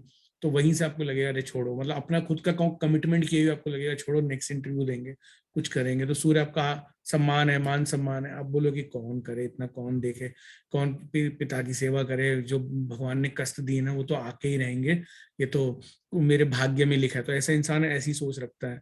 तो बेसिकली गुरु मतलब धैर्य, तो धैर्य भी जाता है, आदमी पराक्रम भी नहीं करना चाहता। तो ये एक फिगर ऑफ स्पीच है। लाल किताब it's all about figure of speech. Figure of speech मतलब मुहावरों से, ईडियम फ्रेजेस से, मेटाफर से, इन सब चीजों से समझाया गया उसको। मतलब इस तरीके से देखो तो स्पिरिचुअल कॉन्टेक्स्ट से चीजें समझाई हैं। अगर स्पिरिचुअल कॉन्टेक्स्ट से समझोगे तभी लाल किताब समझ में आएगी, वरना जिनको नहीं समझना है या जिनको लगता है कि ये सिर्फ टोटकों की किताब है तो उनको टोटकों की ही लगेगी। क्योंकि या तो उनकी किस्मत ऐसी है कि उनको जानने को सीखने को मिला नहीं, या फिर जानने को मिल भी गया तो बस उनको लगता है कि नहीं ये टोटकों की किताब है। तो नहीं, ये एक स्पिरिचुअल किताब भी है। जैसे ये मून अपनी देता है बला इन तीनों को, तो ये किस केसेस में देता है? या वो लाइक मून में गुरु पे डालनी है, सन पे या मंगल पे, तो तीनों पे डालेगा? या कुछ केसेस होंगे कि सिर्फ गुरु ही खराब कर रहे हैं या सन ही खराब कर रहे हैं? यस, हो सकता है कि अगर चंद्रमा पीड़ित है, मान लो चंद्रमा 8वें घर में बैठा हुआ है, ठीक है, वहां नीच का हो जाता है चंद्रमा, है ना? ऑब्वियसली 8वें घर में हो जाता है नीच का, तो वहां वो बैठे हैं, या छठे घर में बैठे हैं, बुध के घर में बैठे हैं, तो बुध से भी इनकी कोई मित्रता नहीं है। तो मैं क्या कर रहा हूँ, जब आपको कोई समझा रहा हूँ तो मैं ऑटोमेटिकली मैं कुछ हाई फाई फंडा रू नहीं लगा रहा, मैं फ्रेंडशिप, एनिमिटी और जड़ राशि लगा रहा हूँ। बस मैं देख रहा हूँ कि कौन मित्र है, तो मैं मित्र के घर में नहीं बैठाता उसे, मैं शत्रु के घर में बैठा देता हूँ, या जहाँ पे वो नीच के हो जाते हैं वहां बैठा देता हूँ। और मैं कहाँ से लगा रहा हूँ ये सब कॉन्सेप्ट? जो शुरू की पहली क्लास थी, बस वहां वो कर देता हूँ। अब मुझे पता है आपने क्वेश्चन पूछा है कि चंद्रमा अगर यहाँ खराब हो रहा है तो क्या तीनों पे देगा problem? This is also a very very intelligent question. तो मान लीजिए आपने चंद्रमा को देखा कि भाई हमने रूल पढ़ा है कि तीनों पे देता है, मगर आपको लग रहा है कि चंद्रमा तो भले ही 8वें घर में आ गया है, जो कि उसके मित्र का घर है जहाँ डेबिलेटेड हो रहा है वो, मगर आपने देखा कि कहीं ना कहीं जो डिस्पोजिटर है वहां का बाय डिफॉल्ट वो मंगल होता है। मगर आपने देखा कि मंगल ना अच्छा बैठा है, वो पहले घर में बैठा हुआ है, अपने खुद की जमीन जो है उसकी वहां बैठा हुआ है, 10वें घर में बैठा हुआ है जहाँ उच्च का होता है, तो आपको लगेगा कि हो सकता है चंद्रमा 8वें घर में बैठने पर करियर अच्छा दे रहा हो, इंसान ब्रेवरी दिखाता हो, अपने साहस दिखाता हो, मतलब निपुणता दिखाता हो, कला कौशल दिखाता हो, तो हो सकता है कि ये मंगल ठीक हो इसका। हो सकता है इसका गुरु खराब हो, तो गुरु में जैसे आपने ही एक क्वेश्चन अभी पूछा था, ये वाला जो क्वेश्चन था ना प्रोजिनी रिलेटेड वाला सनी जी ने, तो हो सकता है कि क्योंकि इन्होंने ये भी पूछा था कि प्रोजिनी के लिए केतु ही क्यों, बृहस्पति को भी तो देखा जा सकता है, व्हाई नॉट उसको भी देखा जा सकता है। तो आपको हो सकता है कि बेसिकली कोई प्रोजिनी रिलेटेड समस्या हो, ये हो सकती है उसको। और सूर्य है तो हो सकता है कि सूर्य मतलब बॉसेस से कोई प्रॉब्लम हो, ये भी हो सकता है। तो कोई भी एक चीज आप ऐसे पकड़कर, हो सकता है कि सूर्य अच्छे घर में बैठो, 5वें में हो, मंगल भी अच्छे में हो, तो अब चंद्रमा का जो प्रभाव है, बैड इफेक्ट जो है वो हो सकता है कि सिर्फ गुरु के ऊपर हो, that could also be the thing. मगर जब आपने देख लिया ना मंगल यहाँ बैठा है, सूर्य यहाँ बैठा है, तो एक बार उनको भी देख लो, क्या उनके आसपास के घरों में शत्रु ग्रह तो नहीं है, जो सांझी दीवार मैंने समझाई थी, एक घर पहले एक घर बाद में, शत्रु प्लैनेट नहीं हो, षडाष्टक योग ना बन रहा हो 6-8 का, टक्कर जिसे बोलते हैं, ठीक है, कोई और कारण की वजह से तो कोई खराब नहीं हो रहा, तो जितना आप अच्छे से देख पाओगे ना उतना आपकी अच्छी कमांड हो जाएगी बेसिकली। ऐसे क्लियर हुआ? Yes sir. अब मैं आपको यह मंगल का एग्जाम्पल देता हूँ। तो मंगल जो रिप्रेजेंट करता है ब्रदर को, अगर मंगल के ऊपर कोई प्रॉब्लम आती है तो ये अपनी समस्या केतु के ऊपर दे देता है, ठीक है। अब कैसे देता है, तो जैसे मैंने कुछ एग्जाम्पल दिए हुए हैं, तो अगर अभी कैसे देता है, जैसे मान लो मंगल के ऊपर समस्या कैसे आएगी, तो मैं एक एग्जाम्पल से समझाता हूँ। अब देखो मंगल कहाँ का कारक है, थर्ड हाउस का कारक यहाँ पे मंगल है। मान लो मंगल यहाँ बैठा भी हुआ है, ठीक है, मगर साथ में केतु भी आ गया जो उसका दुश्मन है। तो मंगल कह रहा है ठीक है भाई, मैं तो ठीक हूँ अपने घर में, ठीक है, तू मुझ पे प्रॉब्लम, मतलब मेरे पे प्रॉब्लम आ रही है तेरी वजह से, तो मैं तुझ पे ही डाल रहा हूँ अपनी प्रॉब्लम, ठीक है, केतु जनित समस्या उसको आ सकती है। अब अगर मान लो कि ऐसे समझो, इसको ऐसे भी समझा जा सकता है कि मैं मंगल को बैठाता हूँ, एक काम करते हैं, मैं ऐसे समझाता हूँ आपको एक और फ्रेश तरीके से। मान लो मंगल को मैंने यहाँ बैठा दिया, ठीक है, अब आप देखो मंगल यहाँ बैठा है और मंगल पे एक षडाष्टक दृष्टि जो पड़ रही है वो बुध की यहां से पड़ रही है, करेक्ट? पड़ रही है नहीं, कौन बताएगा?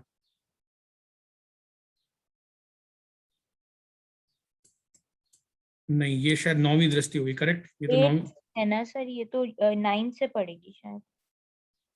Correct correct. तो ये यहाँ पे ना बन के ना, एक दूसरा एग्जाम्पल से समझाता हूँ। मंगल यहीं ले लेते हैं और बुध को हम यहाँ ले लेते हैं, इधर ले लेते हैं, यहाँ पे इधर ले लेते हैं, ठीक है। अब मंगल बुध में आपस में शत्रुता है, ठीक है, तो बुध क्या करेगा, मंगल को खराब करेगा अपनी षडाष्टक दृष्टि से, इसको खराब करेगा। तो मंगल क्या कह रहा है कि यार ठीक है, तुम मुझे खराब कर रहे हो, तो मैं अपनी प्रॉब्लम ना केतु पे डाल देता हूँ। तो वो केतु जनित समस्या जीवन में उस जातक के आ सकती है। तो मैंने जो एग्जाम्पल यहाँ लिख रखे हैं, मैंने कोशिश ये की है उन एग्जाम्पल्स में मंगल को खराब कर रहा हूं मैं कैसे भी करके, या तो केतु के साथ बैठा के या बुध के साथ बैठा के ऐसे कर रहा हूँ, या मंगल के घरों में मैंने केतु को बैठा दिया। तो देखो इधर मैंने पहले घर में किसको बैठा रखा है, मैंने केतु को बैठा रखा है, पहले ही जो मंगल का घर है, तो जड़ राशि में बैठा दिया मैंने, मंगल की जड़ राशि है, करेक्ट। ऐसे ही मैंने यहाँ पे किया, मैंने जड़ राशि मंगल की थी, यहाँ पे मैंने बुध को बैठा दिया। छठे घर में केतु नीच का भी होता है और यहाँ पे इसका अपना घर भी है, तो मंगल के साथ बैठने से यहाँ पे हुआ क्या कि जातक को क्या हो सकता है, मतलब केतु रिलेटेड समस्या आ सकती है। मंगल और केतु दोनों ही विस्फोटक ग्रह हैं, ठीक है ना, मतलब ब्लड को रिप्रेजेंट करते हैं, और थोड़ा this combination is a fiery combination. तो हो सकता है जातक को मतलब ऐसी प्रॉब्लम हो, जैसे जैसे होते हैं ना फोड़े फुंसी होना बचपन में, और एक्ने बहुत निकलना, शरीर में हीमोग्लोबिन की कमी होना, एक एनीमिया की प्रॉब्लम होती है वो हो सकती है उसको, और हो सकता है कि रिप्रोडक्टिव ऑर्गन्स में प्रॉब्लम, यूट्रस एरिया में प्रॉब्लम हो सकती है, वहां पे ओवरी में हो सकती है, क्योंकि ये एरिया वही है ये, करेक्ट। और ये दोनों क्या है, सर्जरी के कारक है, तो हो सकता है वहां पे ये दोनों किसी न किसी तरीके से सर्जरी दिलवा दें, या तो वर्षफल में दोनों में से कोई एक आ जाए या दोनों आ जाए, ठीक है। तो देखिए टाइमिंग की जब बात कर रहे हैं तो वर्षफल का सहारा ले सकते हैं, मगर बेसिकली इतनी चीजों से हमें पता लग जाएगा कि जीवन में जातक के क्या चल रहा है, इतनी चीजें देख के ही हमको पता चल जाएगा। ये एग्जाम्पल क्लियर हुआ कि कैसे मंगल खराब हो रहा है और वो अपनी समस्या केतु को दे रहा है। किसी को कोई डाउट? सनी जी, रश्मि जी?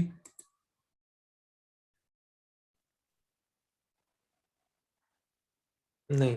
रश्मि जी आपको समझ में आया या रिपीट करूं? सर थोड़ा रिपीट करेंगे क्या? रश्मि जी मुझे आपसे एक चीज पूछना है, आपने कहा था ना आपको अनीमिया है और आपका मार्स फर्स्ट में बैठा है, आपको केतु कहाँ बैठा है? सॉरी मैं आपसे ऐसे पूछ रही हूँ, बट क्या केतु का क्या? केतु आपका कौन से घर में बैठा है आपका? 10th house.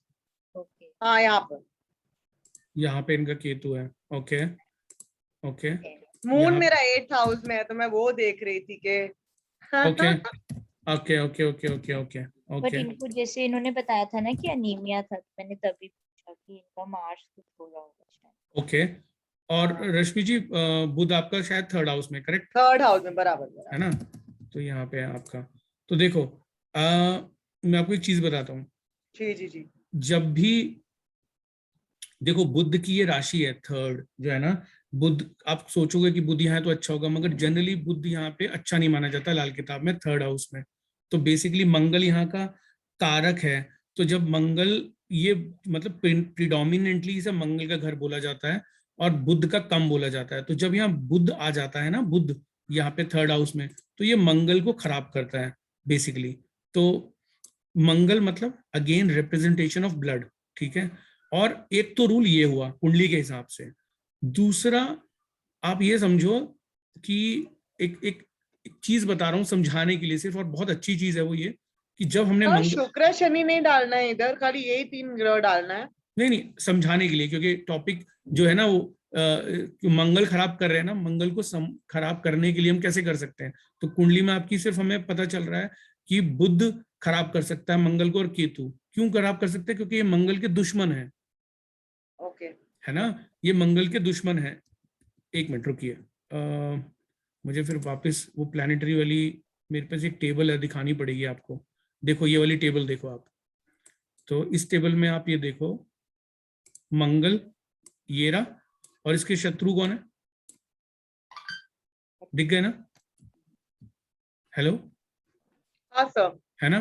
तो मैं क्या कर रहा हूं, मैं पूरे चार्ट में आपके 9 के 9 प्लैनेट नहीं बैठा रहा हूं, सिर्फ मंगल कैसे खराब हो सकता है, तो मैं शत्रुओं को यूज कर रहा हूं उनके, और वैसे करके आपको समझाने की कोशिश कर रहा हूं, ताकि आप खुद भी आपको समझ में, मतलब आपको रटना ना पड़े, आपको चीज इजीली समझ में आ जाए। एक्चुअली मुझे लगा 3rd हाउस में मर्क्यूरी है तो अच्छा हो गया खुद के घर में, लेकिन आपने बोला लाल किताब के हाँ, हिसाब से मार्स नहीं तो not जब good। जब हम पढ़ेंगे ना बुध का पेंडिंग कर्मा पढ़ेंगे, तो इसे 3rd हाउस में उल्टा चमगादड़ बोलते हैं, मतलब इसको बहुत ही उल्टी संज्ञा दी गई है इसको, मतलब बहुत ही बेकार इसकी संज्ञा दी गई है 3rd हाउस के बुध की लाल किताब में। उल्टा चमगादड़ और पता नहीं, मतलब अच्छी नहीं दी गई है। उसके साथ 9वें सूर्य हो तो भी कुछ फर्क नहीं पड़ता है, नहीं, ये मतलब एज पर लाल किताब कोई फर्क नहीं पड़ता, करेक्ट। Okay. हाँ, सूर्य बुध के साथ में बैठने से एक ये चीज आ जाती है कि वो मंगल नेक बनाता है। अब आपके दिमाग में क्वेश्चन ये आएगा कि सर एक तरफ तो आप कह रहे हो मंगल नेक, तो मेरा मंगल नेक होता तो मुझे एनीमिया की प्रॉब्लम क्यों होती, और एक तरफ आप ये कह रहे हो कि सर तीसरे घर में बुध बैठने से मुझे एनीमिया की प्रॉब्लम क्यों हो रही है।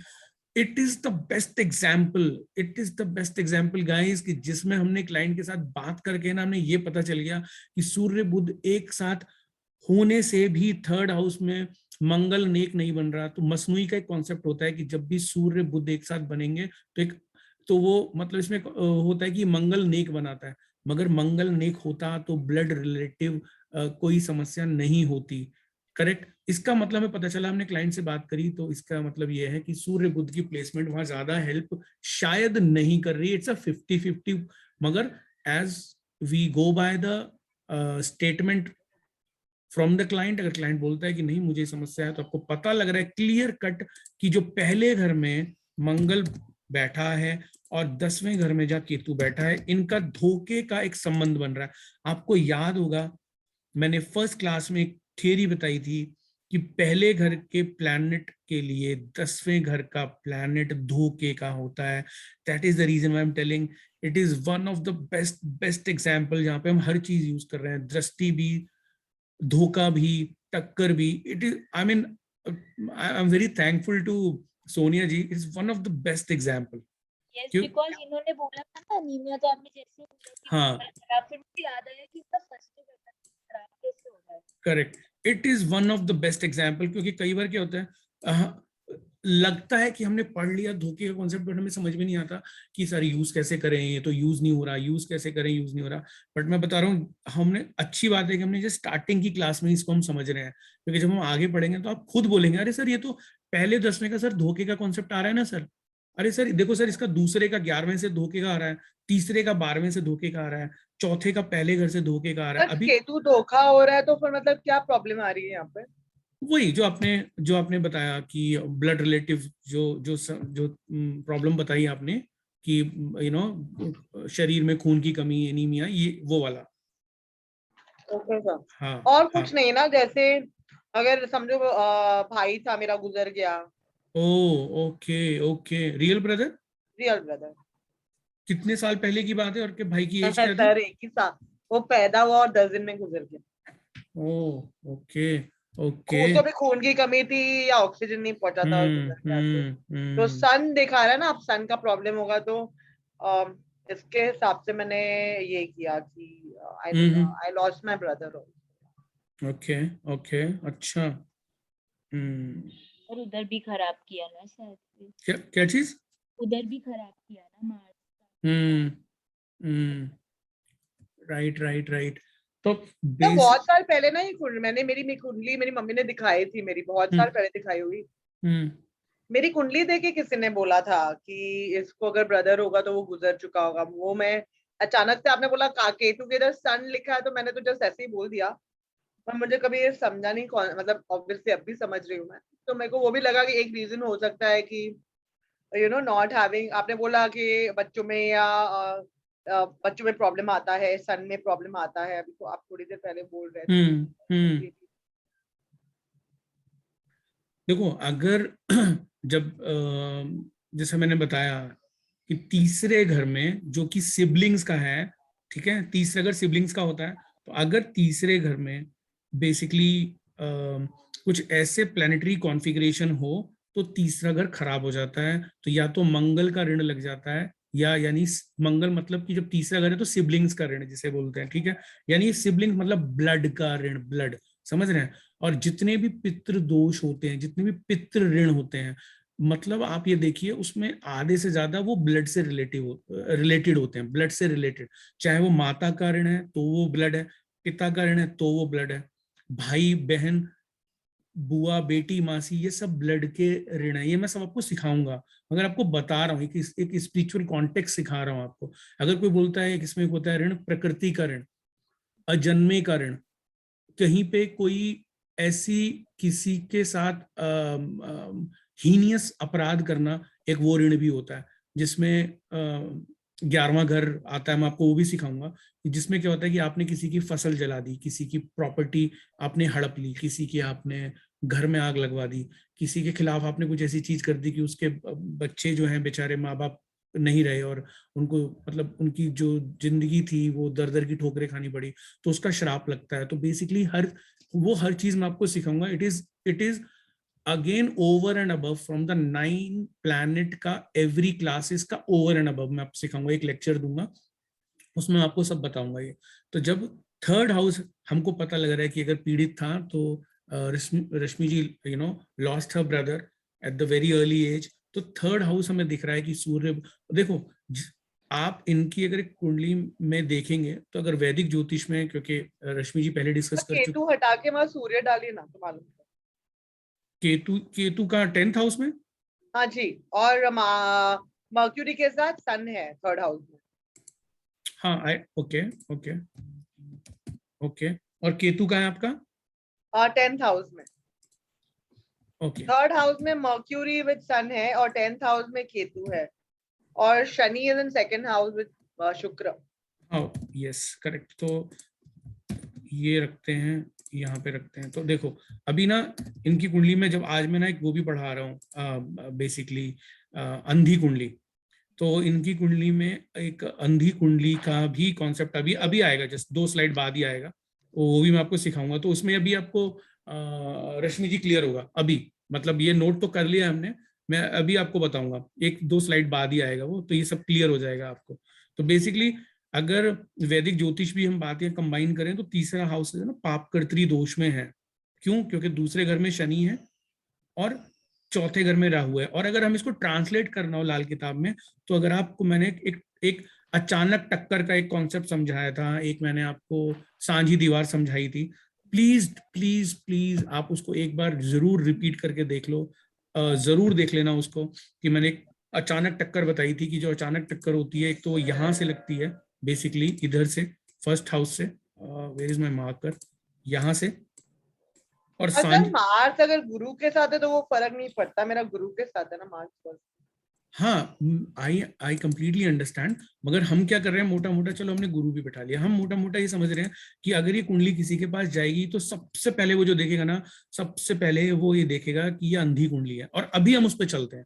तो let's leave it for now, क्योंकि वो टॉपिक फिर जो है ना बेसिकली वहां पे ज्यादा अच्छा क्लियर होगा। तो अभी इसको यहीं पे छोड़ते हैं, 1-2 स्लाइड के बाद ही आएगा वो, 1 मिनट। तो जैसे हमने देखा कि मंगल अगर पीड़ित हो रहा है तो अपनी समस्या किसको देता है? केतु को। ऐसे ही जुपिटर जो कि रिप्रेजेंट करता है हमारी फैमिली लीनेज को, उसको रिप्रेजेंट करता है। अगर बृहस्पति पीड़ित हो रहा हो तो वो क्या करता है? अगर बृहस्पति पीड़ित हो रहा हो कुंडली में तो वो किसको देता है अपनी समस्या? अगेन केतु को देता है। ऐसे ही अगर सूर्य पीड़ित हो रहा हो, यानी आपका मान सम्मान पे बात आ रही हो, फादर को कोई समस्या आ रही हो उनके काम में, या फादर को ही कोई समस्या हो, ठीक है, तो वो भी जब पीड़ित होगा तो अपनी समस्या किसको दे देगा? वो केतु को दे देगा। तो again Ketu is same thing, Ketu is your flag, Ketu ननिहाल साइड, मामा के साइड का जो घर होता है, nails related problem, backbone, urinary, so what ever Ketu represent, जो भी मैंने आपको पहली क्लास में जब मैंने कारकत्व पढ़ाए थे, तो केतु रिलेटेड जितनी भी चीजें जो समस्या हो सकती है वो सब आदमी को आएंगी। तो अगर केतु समस्या आ रही है, आपने कभी देखा होगा कि कुछ लोग बोलते हैं कि मैं दोनों बता रहा हूँ, जातक जातिका दोनों का बता रहा हूँ, कि कभी जातक बोलता है सर मेरे को ना पाइल्स की समस्या बहुत टाइम हो गया, फिस्टुला की प्रॉब्लम है, 2 सर्जरी हो चुकी हैं। कोई बोलेगा सर मेरे बैकबोन में प्रॉब्लम है और मुझे सर्वाइकल स्पॉन्डिलाइटिस की है, पहले नर्व डैमेज हुई, फिर उसके वजह से पैरालिसिस हो गया और लोअर बैकबोन पूरी तरीके से खत्म हो गई, हिप बोन में प्रॉब्लम आ गई। या कोई बोलेगा सर मेरी यूरिनरी में इतना इन्फेक्शन रहता है, उसमें मेरे को मतलब इरिटेशन होती है। These all Ketu related. मगर जब आप कुंडली देखेंगे तो आप देखेंगे अरे ये जो केतु है यानी कि कोई सर्टन प्लैनेट खराब हो रहा है, या तो मंगल या बृहस्पति या सूर्य, क्योंकि तीनों के तीनों केतु पे अपनी समस्या देते हैं। तो आपने जब ये पहचान लिया ना कि कौन पीड़ित हो रहा है, तो आप उस हिसाब से उसकी रेमेडी दे सकते हो। केतु की भी दे सकते हो कि केतु कुंडली में कहाँ है, और आप किसकी दे सकते हो, या तो सूर्य की दोगे, या बृहस्पति की दोगे, या मंगल की दोगे, जो कि हम आगे आने वाली क्लासेस में करेंगे, सारी रेमेडी भी करेंगे, एक एक प्लैनेट की करेंगे, तो आप वो दे सकते हो basically. Ketu is mama also. Yes correct, क्योंकि ननिहाल, बोलिए। मून नहीं होता सर मामा, केतु से रिप्रेजेंट करता है। करेक्ट। तो बेसिकली मून को मतलब जो होता है, मून को हम जैसे मासी लिया। बोलिए।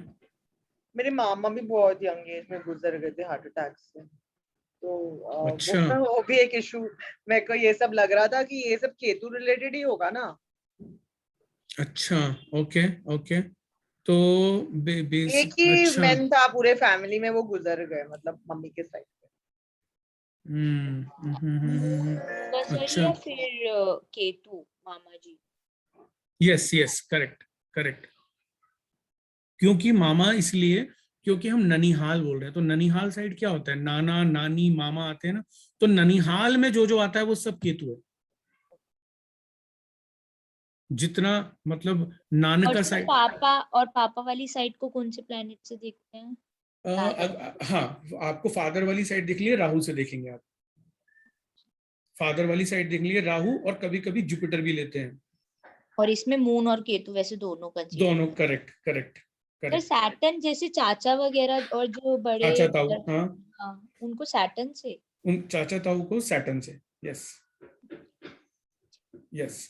इवन हम अपने चाचा ताऊ की कंडीशन देखकर भी अपनी कुंडली में हमें अपने सैटर्न का हाल पता चल जाता है कि अगर हमारे चाचा ताऊ कैसे हैं, उनके उनसे हमारे पारिवारिक संबंध कैसे हैं, तो उससे भी हम अपने सैटर्न को सही कर सकते हैं। और अगर खराब है तो मतलब ऑब्वियसली रेमेडी कर सकते हैं। नहीं सर, अगर हमारी रिलेशनशिप सही है बट उनकी कंडीशन खराब है तो भी हमारा प्लैनेट खराब होता है।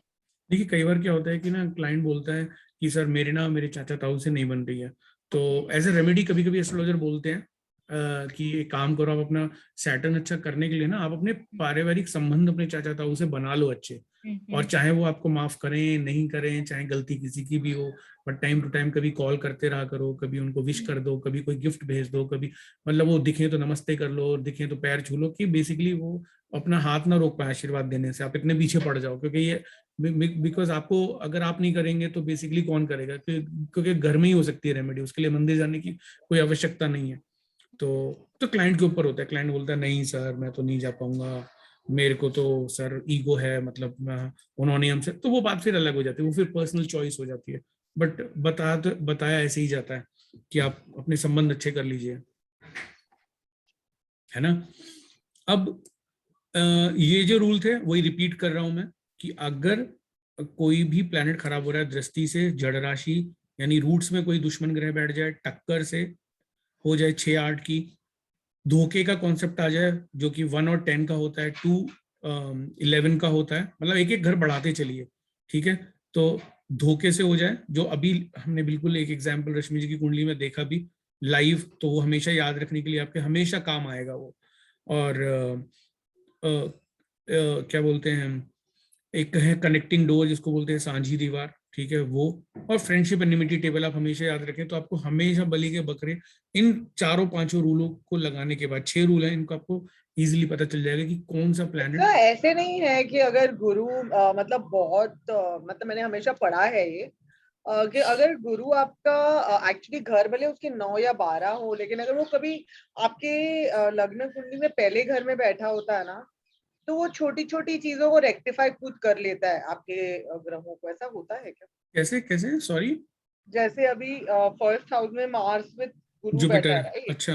हाँ, लेकिन गुरु is actually 9th and 12th house Lord, right? या correct. But if in Lagna chart, I had read in some astrology book, if it is there in the first house, then it will rectify many doshas in your kundli.